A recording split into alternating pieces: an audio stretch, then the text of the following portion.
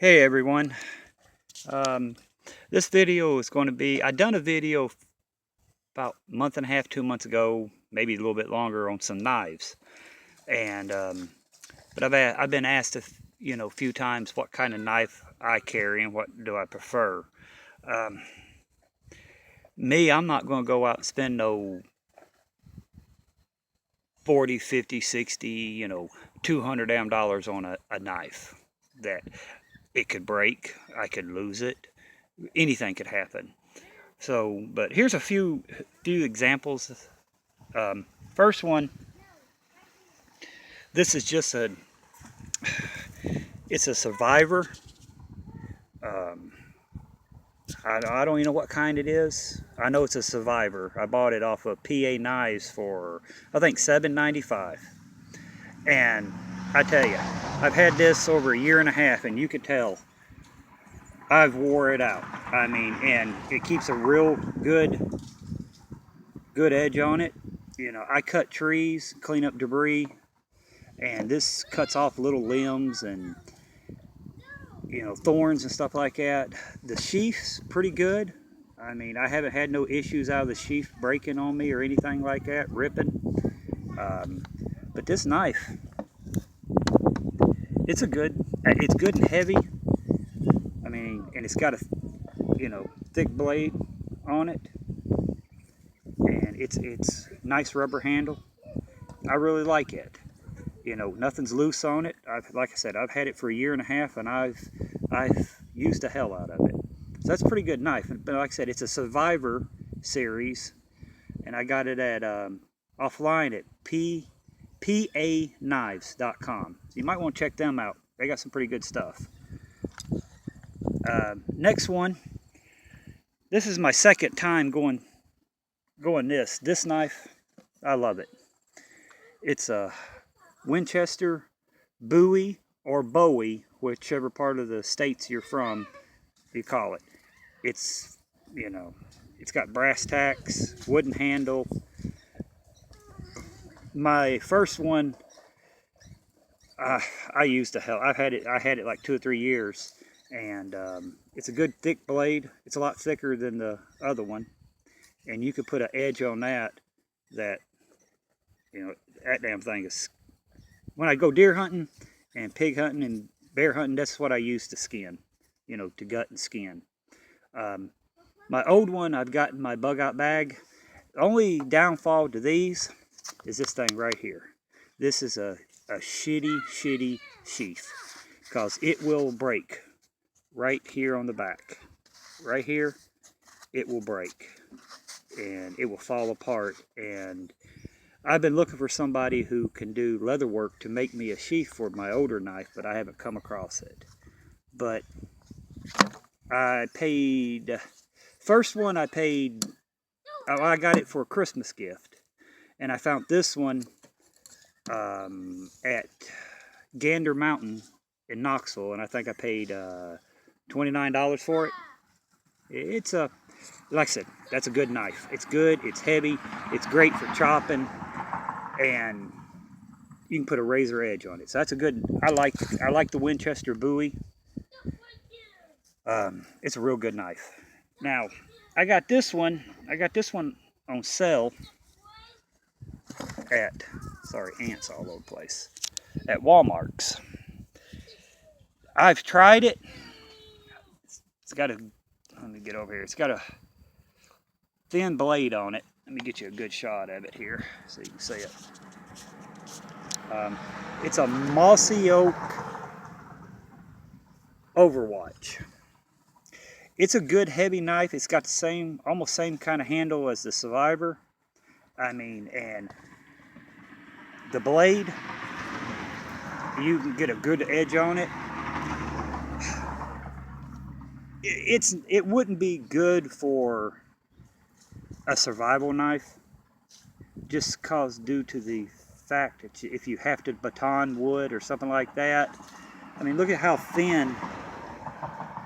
Sorry, look at how thin that edge is. The top edge. I say it might warp it. I don't know, but as far as a fighting knife, protect this. You pull this out, you can lay somebody's gut open. If you stick them, that right there, this little saw blade, you stick it in there and you just twist it, and when you pull out, you're pulling intestines out.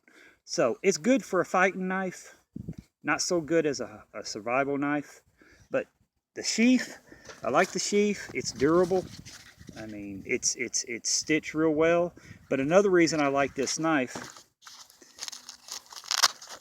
it's got a magnesium rod. Oops, sorry, magnesium rod, and it has a sharpener. So it comes, that's on the back of the sheath. So that's one reason I got it. And plus it was on clearance for $15. So for $15, you can't go wrong. I mean, it's a good heavy knife, but the blade's too thin for me, I think, to be a good survival knife.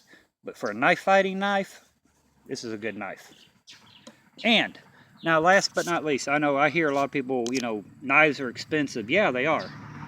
But you can go to the flea market, you can go to the yard sales, and you can pick up a good knife for anywhere between $3 and $7.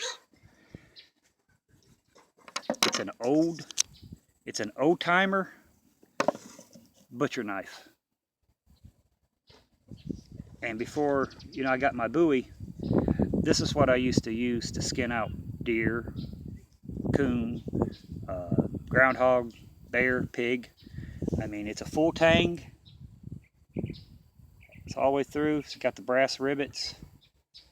And this thing is razor sharp. I mean,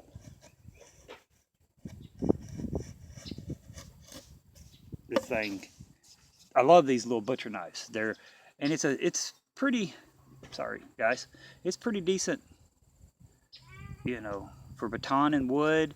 It'll do the job.